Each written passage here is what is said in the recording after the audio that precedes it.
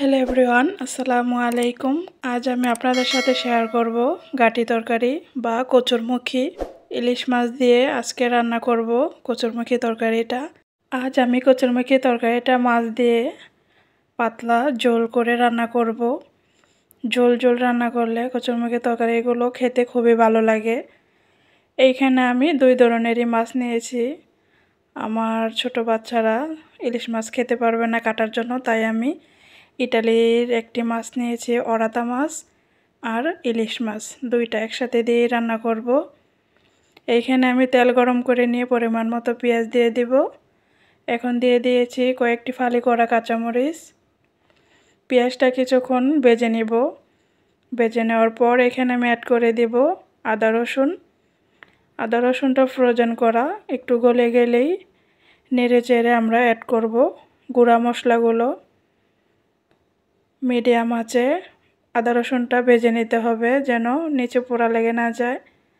এইখানে গুঁড়া মশলা আমি নিয়েছি হলুদের গুঁড়া, মরিচের গুঁড়া, মিক্স মশলা, স্বাদ মতো লবণ। এখন আমি হালকা নেড়ে চেড়ে কয়েক সেকেন্ড ভেজে নিব। কয়েক সেকেন্ড ভেজে নিলে মশলা থেকে সুন্দর একটি ফ্লেভার আসবে, তাই আমি সবসময় মশলাটা মিডিয়াম আঁচে কয়েক সেকেন্ড নেড়ে চেড়ে ভেজে নিই। এখন আমি অল্প পরিমাণ পানি দিয়ে মশলাটা উপরে তেল উঠে আসা পর্যন্ত সুন্দর করে কষিয়ে নিব। মশলাটা অবশ্যই লো আঁচে বা মিডিয়াম আঁচে কষিয়ে নেবেন যেন মশলাটা পুড়ে না যায়, তাহলে খেতে ভালো লাগবে না। মশলাটা সুন্দর কষানো হলে খেতে অনেক ভালো লাগবে তরকারি। এই তো এইখানে আমি কচুরমুখীগুলো ভালোভাবে ছিলে পরিষ্কার করে ধুয়ে কেটে নিয়েছি। এখন আমি অ্যাড করে দিলাম মশলার মধ্যে কচুরমুখীগুলো মশলার মধ্যে ভালোভাবে নেড়ে চেড়ে মিশিয়ে নেব। এখন আমি কষানো মশলার মধ্যে প্রথমেই কচুরমুখীটা ভালোভাবে যা স্ক্রিনে দেখতে পাচ্ছেন এমন সুন্দর করে মিশিয়ে নেবেন। তারপরে পরিমাণ মতো পানি দিয়ে কষিয়ে সিদ্ধ করে নেবেন, তাহলে কালারটা অনেক সুন্দর আসে, সব কিছুর গায়ে গায়ে কালারটা লেগে যায়। কচুরমুখীগুলো কষিয়ে সিদ্ধ করে নিতে পানির পরিমাণটা একটু বেশি লাগবে। একটু পরপর নেড়ে চেড়ে অল্প পরিমাণ করে পানি অ্যাড করে করে কষিয়ে সিদ্ধ করে নিতে হবে। আমি এইখানে এই পর্যায়ে আর একটু পানি অ্যাড করে ভালোভাবে কষিয়ে নিব। এখন নেড়ে চেড়ে সম্পূর্ণ সুন্দরভাবে মিশিয়ে নিয়ে আমি এখন ঢাকনা দিয়ে ডেকে দিব। ডেকে সুন্দর মতো সিদ্ধ হয়ে আসার পর আপনাদেরকে দেখাচ্ছি।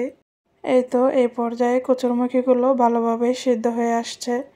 কচুরমুখীগুলো যত কষিয়ে ভালোভাবে সিদ্ধ করে নেবেন ততই সফট হবে খেতে, খুবই ভালো লাগে। কচুরমুখীগুলো যদি নরমভাবে সুন্দর সিদ্ধ হয়ে যায়, এই তো আমি একটি কেটে দেখাচ্ছি, সুন্দরভাবে সিদ্ধ হয়ে গেছে।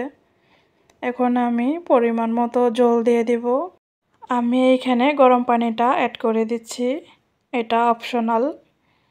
জলের জন্য যে কোনো পানি ব্যবহার করা যায়, কিন্তু সবসময় যদি কুসুম গরম বা গরম পানি ব্যবহার করা যায় তাহলে খুবই ভালো হয়, আর তরকারি তো খুবই তাড়াতাড়ি বলক চলে আসে।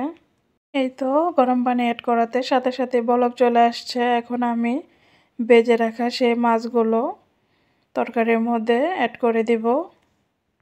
কে কী নামে চিনেন এই তরকারিটা অবশ্যই জানাতে পারেন।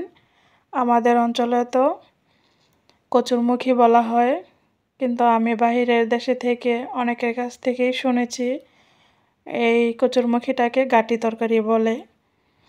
তো কোন কোন অঞ্চলে গাটি তরকারি বলে বা গাটি বলে আপনারা কমেন্টে জানাতে পারেন। এখন আমি আমার পছন্দ অনুযায়ী তরকারিতে অ্যাড করে দেব ধনিয়া পাতা কুচি। সবসময় আমি ধনিয়া পাতা কুচিটা অ্যাড করি ভর্তাতে বা কোনো তরকারিতে, আমার খুবই ভালো লাগে ফ্লেভারটা। এটা অপশনাল, আপনারা চাইলে পছন্দ হলে দিতে পারেন, পছন্দ না হলে শুধু তরকারিটা কিছুক্ষণ জাল করে নামিয়ে নেবেন। এখন আমি ধনিয়া পাতা কুচি দেওয়ার পর একটু ভালোভাবে আলতো করে নেড়ে নিচ্ছি যেন সব জায়গায় ধনিয়া পাতার ফ্লেভারটা ছড়িয়ে যায়। এখন আমি তরকারিটা কিছুক্ষণ জাল করে নিয়ে নামিয়ে নেব তরকারিটা। কচুরমুখী তরকারিটা কেমন লাগলো সবার কাছে? ভালো লাগলো অবশ্যই সাপোর্ট করে পাশে থাকবেন। কথা হবে আবারও নেক্সট ভিডিওতে। সবাই ভালো থাকবেন। আল্লাহ হাফেজ।